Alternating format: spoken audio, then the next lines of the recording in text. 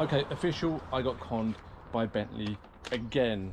Hey, you're not a sucker, are you, sir? Heavens, no! My fault, but hopefully you guys are going to learn from this. What I did, I bought some air filters. Got two air filters, one here and you got one there. I ordered it from Bentley. This is what I got, just in a plain box with the actual details on there. And then these are the two that open up. And interestingly enough, you can see, yes, it's a Bentley, but guess who makes it? It's Marl.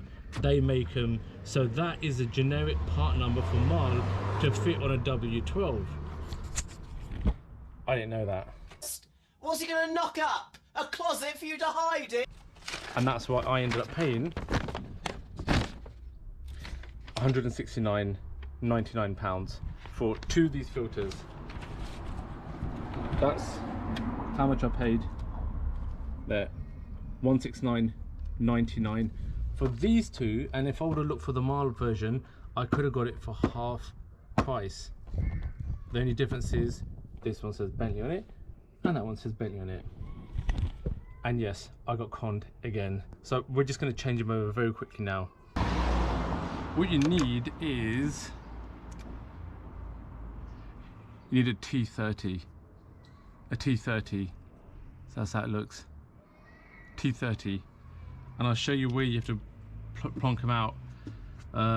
It's about 1, 2, 3, 4, 5, whatever. I'll try and do this as quick as I can if you can see it.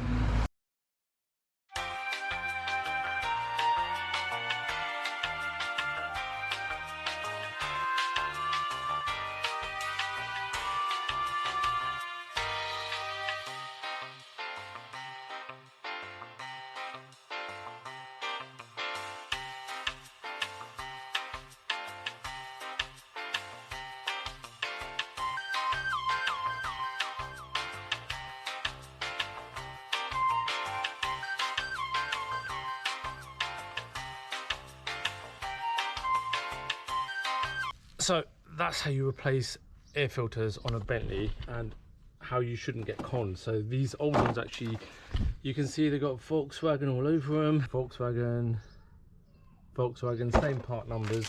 So do not spend this amount of money. You can spend half if you get the Marl filters.